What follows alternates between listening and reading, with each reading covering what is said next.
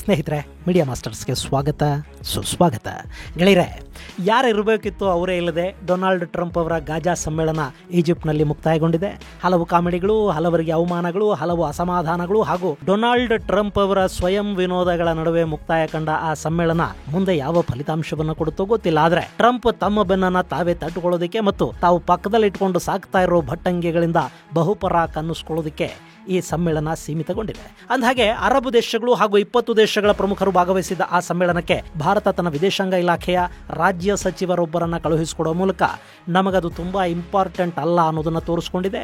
ಹಾಗೆ ಶಶಿ ತರೂರ್ ಥರದವರು ಭಾರತದ ಪ್ರಧಾನಿ ಅಥವಾ ವಿದೇಶಾಂಗ ಸಚಿವರು ಸಮ್ಮೇಳನದಲ್ಲಿ ಭಾಗಿ ಯಾಕಾಗಲಿಲ್ಲ ಅನ್ನೋ ಥರದ ಪ್ರಶ್ನೆಗಳನ್ನು ಕೇಳಿದ್ದಾರೆ. ಆದ್ರೆ ಯಾಕೆ ಭಾರತದ ಪ್ರಧಾನಿ ಅಥವಾ ವಿದೇಶಾಂಗ ಸಚಿವರು ಆ ಸಮ್ಮೇಳನವನ್ನ ತುಂಬಾ ಇಂಪಾರ್ಟೆಂಟ್ ಅಂತ ಭಾವಿಸಲಿಲ್ಲ ಅನ್ನೋದು ಆ ಸಮ್ಮೇಳನ ಮುಕ್ತಾಯಗೊಳ್ಳುವ ಹೊತ್ತಿಗೆ ಜಗತ್ತಿಗೆ ಗೊತ್ತಾಗಿದೆ. ಹಾಗಾದ್ರೆ ಹೇಗಿತ್ತು ಅಲ್ಲಿನ ಹಾಸ್ಯ ಮುಂಜರಿ? ಬನ್ನಿ ನೋಡೋಣ.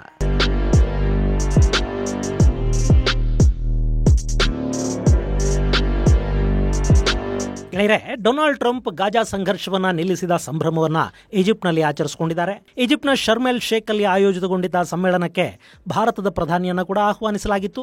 ಅಂತಿಮ ಕ್ಷಣದಲ್ಲಿ ಬಂದ ಆಹ್ವಾನವನ್ನ ಭಾರತ ಸ್ವೀಕರಿಸಿದಾದರೂ ಪ್ರಧಾನಿ ಅಥವಾ ವಿದೇಶಾಂಗ ಸಚಿವರು ಆ ಕಾರ್ಯಕ್ರಮದಲ್ಲಿ ಭಾಗಿಯಾಗಲಿಲ್ಲ. ಬದಲಿಗೆ ಕೀರ್ತಿವರ್ಧನ ಸಿಂಗ್ ಅನ್ನು ವಿದೇಶಾಂಗ ಇಲಾಖೆಯ ರಾಜ್ಯ ಖಾತೆ ಸಚಿವರನ್ನ ಅಲ್ಲಿಗೆ ಭಾರತದ ಪ್ರತಿನಿಧಿಯಾಗಿ ಕಳುಹಿಸಿಕೊಡಲಾಯಿತು. ಇನ್ನು ಮಜಾ ಅಂದ್ರೆ ಗಾಜಾ ಸಂಘರ್ಷದ ರೂವಾರಿ ಹಾಗೂ ಈ ಶಾಂತಿಯನ್ನ ಮುಂದುವರಿಸಿಕೊಂಡು ಹೋಗಬೇಕಾದ ಜವಾಬ್ದಾರಿ ಹೊತ್ತಿರುವ ನೆತನ್ಯಾಹು ಕೂಡ ಈಜಿಪ್ಟ್ನ ಈ ಸಮ್ಮೇಳನದಲ್ಲಿ ಇರಲಿಲ್ಲ. ನೆತನ್ಯಾಹು ಅಲ್ಲಿಗೆ ಬಂದ್ರೆ ನಾನು ವಿಮಾನ ಇಳಿಯೋದಿಲ್ಲ ಅಂತ ಟರ್ಕಿಯ ಎರ್ಡೋಗನ್ ಹೇಳಿದ್ದು ನೆತನ್ಯಾಹು ಅವರ ಆಗಮನವನ್ನ ತಡೀತು ಅಂತ ಹೇಳ್ತಾ ಇದ್ದಾರೆ. ಇಸ್ರೇಲಿನ ಬಲಪಂಥೀಯ ನಾಯಕರು ಈಜಿಪ್ಟ್ಗೆ ಹೋಗದಂತೆ ನೆತನ್ಯಾಹು ಅವರಿಗೆ ತಿಳಿಸಿದ್ರು. ಹೀಗಾಗಿ ಅಲ್ಲಿಗೆ ಇಸ್ರೇಲ್ನ ಪ್ರಧಾನಿ ಹೋಗಲಿಲ್ಲ. ಆದರೆ ಅರಬ್ ದೇಶಗಳು ಹಾಗೂ ಮುಸ್ಲಿಂ ದೇಶಗಳ ಅಧ್ಯಕ್ಷರಲ್ಲಿದ್ರು. ಇಟಲಿಯ ಪ್ರಧಾನಿ ಮೆಲೋನಿ ಅಲ್ಲಿಗೆ ಹೋದ್ರು. ಬ್ರಿಟನ್ನ ಪ್ರಧಾನಿ ಕೀರ್ ಸ್ಟಾರ್ಮರ್ ಕೂಡ ಅಲ್ಲಿ ಕಾಣಿಸ್ಕೊಂಡ್ರು. ಫ್ರಾನ್ಸ್ನ ಮ್ಯಾಕ್ರಾನ್ನ ಸಮ್ಮೇಳನದಲ್ಲಿ ಭಾಗಿಯಾಗಿದ್ರು. ಅದು ಕೆಲ ಅಪಸವ್ಯಗಳಿಗೆ, ಟ್ರಂಪ್ ಅವರ ಅಸಭ್ಯ ಮತ್ತು ಅನಾಗರಿಕ ನಡವಳಿಕೆಗಳನ್ನು ಪ್ರದರ್ಶಿಸೋದಕ್ಕೆ ಮತ್ತು ಪಾಕಿಸ್ತಾನದ ಕಾಮಿಡಿಗೆ ಸಮ್ಮೇಳನ ವೇದಿಕೆ ಆಯಿತು. ಅದರಲ್ಲೂ ಮೆಲೋನಿ ಈ ಬಾರಿ ಕೂಡ ಸಿಕ್ಕಾಪಟ್ಟೆ ಟ್ರೋಲ್ ಆದರು. ಗೆಳೆಯರೆ, ಈ ಗಾಜಾ ಸಮ್ಮೇಳನಕ್ಕೆ ಬರುವ ಮೊದಲು ಡೊನಾಲ್ಡ್ ಟ್ರಂಪ್ ಇಸ್ರೇಲಿಗೆ ಹೋದ್ರು.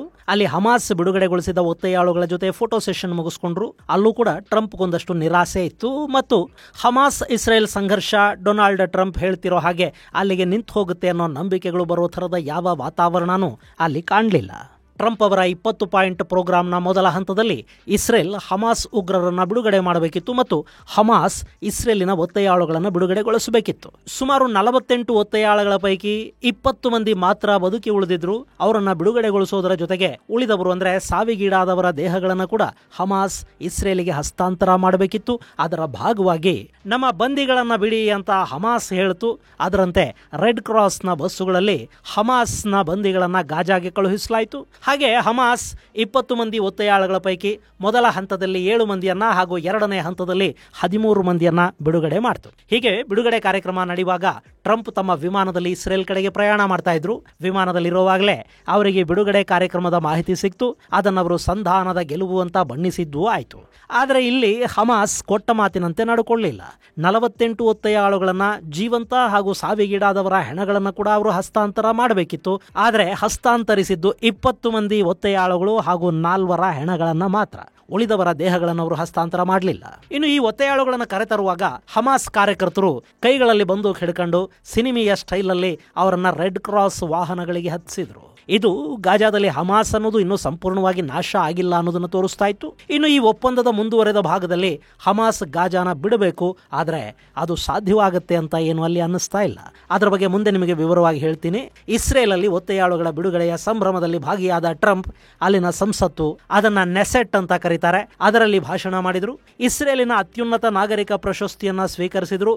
ಅಲ್ಲಿಂದ ಅವರ ಪ್ರಯಾಣ ಈಜಿಪ್ಟ್ ಕಡೆಗೆ ಬೆಳೀತು. ಅಲ್ಲಿ ಈಜಿಪ್ಟ್ ಟ್ರಂಪ್ಗೆ ಆ ದೇಶದ ಅತ್ಯುನ್ನತ ನಾಗರಿಕ ಪ್ರಶಸ್ತಿಯನ್ನು ಕೊಡ್ತು. ಅದನ್ನ ಆರ್ಡರ್ ಆಫ್ ದ ನೈಲ್ ಅಂತ ಕರೀತಾರೆ. ಈ ಹಿಂದೆನೆ ಈಜಿಪ್ಟ್ ಭಾರತದ ಪ್ರಧಾನಿ ನರೇಂದ್ರ ಮೋದಿ ಅವರಿಗೆ ಈ ಆರ್ಡರ್ ಆಫ್ ದ ನೈಲ್ ಅನ್ನು ಕೊಟ್ಟು ಸನ್ಮಾನಿಸಿದೆ. ಈಗ ಅದನ್ನ ಟ್ರಂಪ್ ಅವರಿಗೆ ಕೊಡಲಾಯಿತು. ಇದೆಲ್ಲ ಆದ ನಂತರ ಈಜಿಪ್ಟ್ ಸಮ್ಮೇಳನದ ವೇದಿಕೆಯ ಡ್ರಾಮಾ ಶುರುವಾಯಿತು.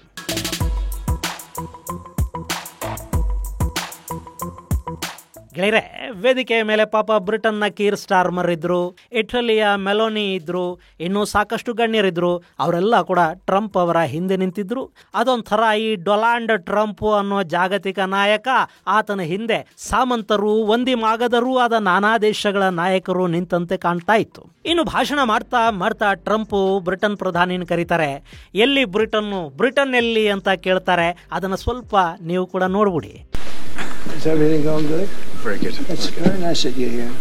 These people all came in like 20-minute notice. ಇಲ್ಲಿ ಮಾತಾಡೋದಕ್ಕೆ ಕರೀತಿದ್ದಾರೆ ಅಂದ್ಕೊಂಡು ಪಾಪ ಕೀರ್ ಸ್ಟಾರ್ಮರು ಮೈಕ್ ಹತ್ರಕ್ಕೆ ಬಂದ್ರೆ ಆತನಿಗೆ ಮಾತಾಡೋ ಅವಕಾಶವನ್ನೇ ಟ್ರಂಪ್ ಕೊಡಲಿಲ್ಲ. ಕರೆದು ಅಲ್ಲಿಂದ ವಾಪಸ್ ಕಳುಹಿಸಿದ್ರು. ಹಾಗೆ ನಾನಾ ದೇಶಗಳ ಮುಖ್ಯಸ್ಥರನ್ನು ಇದೇ ರೀತಿ ನಡೆಸಿಕೊಳ್ಳಾಯಿತು. ಇನ್ನು ಅಲ್ಲಿ ಮಾತಾಡೋದಕ್ಕೆ ಅವಕಾಶ ಸಿಕ್ಕಿದ್ದು ಪಾಕಿಸ್ತಾನದ ಪ್ರಧಾನಿ ಶಹಬಾಜ್ ಶರೀಫ್ಗೆ. ಡೊನಾಲ್ಡ್ ಟ್ರಂಪ್ ಇತ್ತೀಚೆಗೆ ತುಂಬಾ ಬುದ್ಧಿವಂತರಾಗಿದ್ದಾರೆ. ಎಲ್ಲಿಗೆ ಯಾರನ್ನ ಕರಿಬೇಕು, ಯಾರಿಂದ ಮಾತಾಡಿಸಬೇಕು ಅನ್ನೋದನ್ನ ಆತ ಚೆನ್ನಾಗಿ ಅರ್ಥ ಮಾಡ್ಕೊಂಡಿದ್ದಾರೆ. ಆ ಇಡೀ ಕಾರ್ಯಕ್ರಮ ಮತ್ತು ವೇದಿಕೆ ಟ್ರಂಪ್ ಅವರ ಗುಣಗಾನಕ್ಕೆ ಮತ್ತು ಟ್ರಂಪ್ ಯುದ್ಧ ನಿಲ್ಲಿಸಿದ್ರು ಅಂತ ಹೊಗಳಿಸ್ಕೊಳ್ಳೋದಿಕ್ಕಿತ್ತು. ಅಂಥ ಕಾರ್ಯಕ್ರಮದಲ್ಲಿ ಬ್ರಿಟನ್ನ ಪ್ರಧಾನಿಯನ್ನು, ಇಟಲಿಯ ಮೆಲೋನಿಯನ್ನು, ಫ್ರಾನ್ಸ್ನ ಮ್ಯಾಕ್ರಾನ್ ಅನ್ನು ಕರೆದು ಮಾತಾಡಿಸಿದ್ರೆ ಟ್ರಂಪ್ಗೇನು ಲಾಭ ಆಗತ್ತೆ ಹೇಳಿ? ಸೊ ಆ ವೇದಿಕೆಯ ಪ್ರಮುಖ ಹಾಸ್ಯ ಭಾಷಣಕಾರ, the great stand up comedian ಕುಳ್ಳಾ ಶಹಬಾಜ್, ಆತನು ಭಾಷಣನೂ ಒಂದ್ಸರಿ ಕೇಳಿಸ್ಕೊಂಬಿಡಿ. ಹಾಗೆ ಅಲ್ಲಿನ ವೇದಿಕೆ ಮೇಲೆ ನಿಂತವರ ಹಾವಭಾವಗಳನ್ನು ಕೂಡ ಒಂದ್ ಸ್ವಲ್ಪ ಗಮನಿಸಿಕೊಂಡು ನೋಡಿ. President Trump, who is genuinely a man of peace, who has relentlessly and untiringly worked throughout these months, day in and day out, make this world. ಪಾಪ ಕೀರ್ ಸ್ಟಾರ್ಮರ್ ಬರ್ತಾ ಇರೋ ನಗುನ ಬಲವಂತವಾಗಿ ತಡ್ಕೊಂಡು ನಿಂತಿದ್ದಾರೆ. ಇಲ್ಲಿ ನೋಡಿ ಮೆಲೋನಿ, ಇಟಲಿಯ ಪ್ರಧಾನಿ ಮೆಲೋನಿ, ಆಕೆಯ ಎಕ್ಸ್ಪ್ರೆಷನ್ ಅನ್ನ ಒಂದ್ ಸ್ವಲ್ಪ ನೋಡ್ಬಿಡಿ. ಇದೆಂಥ ಬಕೆಟ್ ಗಿರಾಕಿ ಅನ್ನೋ ತರದ ಎಕ್ಸ್ಪ್ರೆಷನ್ ಅನ್ನ ಕೊಡ್ತಾ ಆಕೆ ಶಹಬಾಜ್ ಕಡೆ ನೋಡ್ತಾ ಇದ್ದಾರೆ, ಒಮ್ಮೆ ಟ್ರಂಪ್ ಕಡೆ ನೋಡ್ತಾರೆ. ಇನ್ನು ಪಾಪ ಟ್ರಂಪ್ ಮುಖನೂ ಒಂದ್ಸರಿ ನೋಡ್ಬಿಡಿ. ಆತ ಬಲವಂತವಾಗಿ ಕಣ್ಣೀರನ್ನ ತಡ್ಕೊಳ್ತಾ ಇರೋ ಹಂಗ ಮುಖ ಮಾಡಿದಾನೆ. ಅಯ್ಯೋ ಬಿಡು ಮಾರಾಯ, ಎಷ್ಟು ಹೊಗಳ್ತೀಯ, ನಾನಿನ್ನು ಕುತ್ತಿಗೆಗೆ ಕಟ್ಕೊಂಡಿರೋ ಟೈಯಲ್ಲೇ ನೇಣು ಹಾಕೊಂಡು ಸತ್ತು ಹೋಗ್ತೀನಿ ಅನ್ನೋ ತರದ ಅದ್ಭುತ ಎಕ್ಸ್ಪ್ರೆಷನ್ ಟ್ರಂಪ್ದು. ಹಿಂಗ ಮಾತಾಡ್ತಾ ಟ್ರಂಪ್ ಅಣ್ಣನನ್ನ ಹೊಗಳ್ತಾ ಶಹಬಾಜ್ ಅಂತೂ ಒಂದು ಬಾಂಬನ್ನ ಕಡೆಗೂ ಹಾಕೇಬಿಟ್ಟ. ಅದೇನು ಅಂದ್ರೆ, ನಮ್ಮ ಮತ್ತು ಭಾರತದ ಯುದ್ಧವನ್ನ ನಿಲ್ಸಿದ್ದು ಟ್ರಂಪ್, ಇದು ಸೇರಿ 8 ಯುದ್ಧಗಳನ್ನ ಅವ್ರು ನಿಲ್ಸಿದ್ದಾರೆ. ಭಾರತ ಪಾಕಿಸ್ತಾನದ ಯುದ್ಧ ನಿಲ್ಸಿದ್ದಕ್ಕೆ ನಾನು ಟ್ರಂಪ್ ಹೆಸರನ್ನ ನೋಬೆಲ್ಗೆ ಶಿಫಾರಸ್ಸು ಮಾಡಿದೆ, ಈಗ ಇನ್ನೂ ಒಂದು ಬಾರಿ ಶಿಫಾರಸ್ಸು ಮಾಡ್ತೀನಿ ಅಂತ ಶಹಬಾಜ್ ಹೇಳ್ತಿದ್ದಂಗೆ ಟ್ರಂಪ್ಗೆ ಪಾಪ ಗಂಟ್ಲಲ್ಲೇನೋ ಸಿಕ್ಕಾಕಂಡಂಗಾಯ್ತೋ ಏನೋ. ಯಾಕೆಂದ್ರೆ ಕಳೆದ ಬಾರಿ ಪಾಕಿಸ್ತಾನ ಹಾಗೂ ಇಸ್ರೇಲ್ಗಳು ಶಿಫಾರಸು ಮಾಡದೇ ಇದ್ದಿದ್ರೆ ಟ್ರಂಪ್ ಹೆಸರು ನೋಬೆಲ್ ಪಟ್ಟಿಲಿ ಸ್ವಲ್ಪ ಮೇಲಕ್ಕೆ ಬರೋ ಚಾನ್ಸ್ ಆದ್ರೂ ಇರ್ತಾ ಇತ್ತು. ಆದ್ರೆ ಅದನ್ನು ಪಾತಾಳಕ್ಕೆ ತಳ್ಳಿದ್ದೇ ಈ ಪಾಕಿಸ್ತಾನ. ಗೆಳೆಯರೆ, ನೋಬೆಲ್ ಶಾಂತಿ ಪ್ರಶಸ್ತಿಯನ್ನು ಯಾರಿಗೆ ಕೊಡ್ತಾರೆ? ಶಾಂತಿ ದೂತರಿಗೆ ಅಲ್ವಾ? ಆತ ಶಾಂತಿ ದೂತ ಅಂತ ಶಿಫಾರಸು ಮಾಡಬೇಕಾದವ್ರು ಯಾರು? ಯಾರಾದರೂ ಶಾಂತಿಯನ್ನ ಪ್ರತಿಪಾದಿಸುವ, ಮಾನವ ಹಕ್ಕುಗಳನ್ನ ಕಾಪಾಡುವ ಮರ್ಯಾದಸ್ಥ ದೇಶಗಳು ಹಾಗೂ ಜನ ಅಲ್ವೇ? ಆದ್ರೆ ಈ ಟ್ರಂಪ್ಗೆ ನೋಬೆಲ್ ಕೊಡಿ ಅಂತ ಮೊದಲು ಹೇಳಿದ್ಯಾರು ಹೇಳಿ? ಪಾಕಿಸ್ತಾನ. ಅಲ್ಲಿ ದಿನನಿತ್ಯ ಮಾನವ ಹಕ್ಕುಗಳ ದಮನ ಆಗ್ತಾ ಇರುತ್ತೆ. ಅವರು ಬಲೂಚಲ್ಲಿ ನರಮೇಧವನ್ನ ಸೃಷ್ಟಿ ಮಾಡ್ತಾ ಇದ್ದಾರೆ. ಪಾಕಿಸ್ತಾನದ ಸರ್ಕಾರದ ಮೇಲೆ, ಸೇನೆಯ ಮೇಲೆ ಅಲ್ಪಸಂಖ್ಯಾತರ ದಮನ, ಮಾನವ ಹಕ್ಕುಗಳ ಹರಣ, ಭಯೋತ್ಪಾದನೆಗೆ ಬೆಂಬಲ ಸೇರಿದಂತೆ ಸಾಕಷ್ಟು ದೂರುಗಳಿವೆ.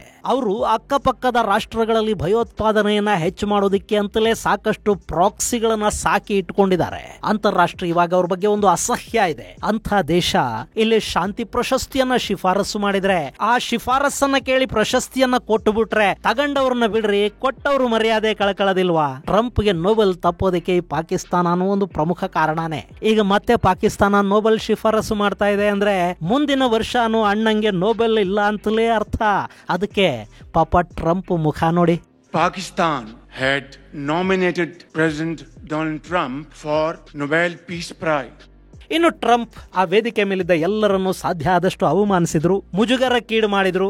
ತಾನೊಬ್ಬ ಸಾರ್ವಭೌಮ, ಉಳಿದವರೆಲ್ಲ ಸಾಮಂತರು ಅನ್ನೋ ಥರದ ವರ್ತನೆಯನ್ನ ಅಲ್ಲೂ ತೋರಿದ್ರು. ಮೆಲೋನಿ ಅವರನ್ನ ಸುಂದರಿ ಅಂತ ಕರೆದ್ರೆ ನಿನಗೆ ಅಭ್ಯಂತರ ಇಲ್ಲ ಅಲ್ವಾ ಅಂತ ವೇದಿಕೆ ಮೇಲೆ ಕೇಳಿದ್ರು. ಗೆಳೆಯರೆ, ಅಂತಾರಾಷ್ಟ್ರೀಯ ವೇದಿಕೆ ಅದು, ಅದಕ್ಕೊಂದು ಗೌರವ ಅಂತ ಇರುತ್ತೆ, ಸಭಾ ಮರ್ಯಾದೆ ಅಂತ ಒಂದು ಹೇಳ್ತಾರೆ. ಅಂಥದ್ದೇನು ಅಲ್ಲಿ ಟ್ರಂಪ್ಗೆ ಇರಲೇ ಇಲ್ಲ. ಇನ್ನು ಶಹಬಾಜ್ಗೆ ಕಾಲೆಳೆಯೋದನ್ನ ಕೂಡ Trump ಮರೀಲಿಲ್ಲ. India is a great country with a very good friend of mine at the top, and I think that Pakistan and India are going to live very nicely together, right? ಗೆಳೆಯರೆ, ಶಹಬಾಜ್ ಅನ್ನ ವೇದಿಕೆ ಮೇಲೆ ನಿಲ್ಲಿಸ್ಕೊಂಡು ಭಾರತ ನನ್ನ ಅತ್ಯಾಪ್ತ ಸ್ನೇಹಿತ, ಇನ್ನು ಮುಂದೆ ಪಾಕಿಸ್ತಾನ ಭಾರತದ ಜೊತೆ ಮರ್ಯಾದೆಯಿಂದ ಇರುತ್ತೆ ಅಲ್ವಾ ಅಂತ ಕೇಳೋದಿದೆಯಲ್ಲ, ಅದಕ್ಕಿಂತ ಅವಮಾನ ಬೇರೆ ಏನಾದ್ರೂ ಈ ಪಾಕಿಸ್ತಾನಕ್ಕೆ ಬೇಕಾ? ಪ್ರಧಾನಿಯನ್ನ ನಿಲ್ಲಿಸ್ಕೊಂಡು ಕಾರ್ಯಕ್ರಮದಲ್ಲಿಲ್ಲದ ಸೇನಾ ಮುಖ್ಯಸ್ಥನನ್ನ ಹೊಗಳಿದ್ರೆ ನಿಮ್ಮ ದೇಶದಲ್ಲಿ ಪ್ರಧಾನಿಗಿಂತ ಸೇನಾ ಮುಖ್ಯಸ್ಥಾನೇ ಇಂಪಾರ್ಟೆಂಟು ಅಂತ ಹೇಳಿದ ಹಾಗಾಗ್ಲಿಲ್ವಾ? ಬೇರೆ ಯಾರಿಗಾದ್ರೂ ಆಗಿದ್ರೆ ಇದು ತೀವ್ರ ಮುಜುಗರವನ್ನ ಉಂಟು ಮಾಡೋ ಸನ್ನಿವೇಶ, ಆದ್ರೆ ಪಾಕಿಸ್ತಾನದ ಪ್ರಧಾನಿಗಲ್ಲ.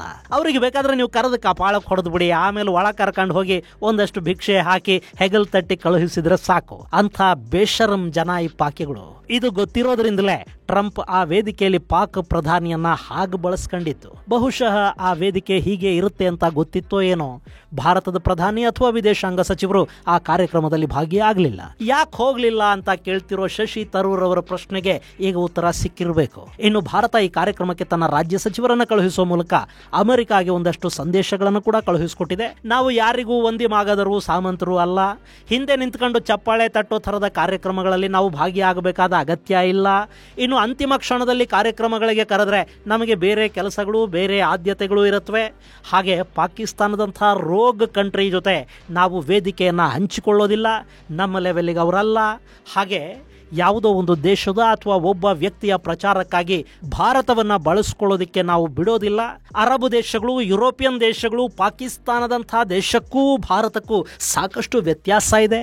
ಭಾರತ ಅಮೆರಿಕ, ಚೈನಾ, ರಷ್ಯಾಗಳ ಸಾಲಲ್ಲಿ ನಿಲ್ಲುವ ವಿಶ್ವದ ಶಕ್ತಿಶಾಲಿ ದೇಶವೇ ಹೊರತು ಯಾರದ್ದೋ ನೆರಳಲ್ಲಿ ನಿಲ್ಲುವ ದೇಶ ಅಲ್ಲ ಅನ್ನೋ ಸಂದೇಶವನ್ನು ಅಮೆರಿಕಾಗೆ ಸ್ಪಷ್ಟವಾಗಿ ಭಾರತ ಕೊಟ್ಟಿದೆ. ಇದು ಗೆಳೆಯರೆ ಗಾಜಾ ಸಮಿಟ್ ಅನ್ನೋ ಕಾಮಿಡಿ ಶೋ ಕುರಿತಾದ ಒಂದಷ್ಟು ಮಾಹಿತಿ. ಮುಂದಿನ ಸಂಚಿಕೆಯಲ್ಲಿ ಮತ್ತಷ್ಟು ವಿಶೇಷಗಳ ಜೊತೆ ಮತ್ತೆ ಭೇಟಿಯಾಗೋಣ. ಅಲ್ಲಿವರೆಗೆ ಜೈ ಹಿಂದ್, ಜೈ ಕರ್ನಾಟಕ.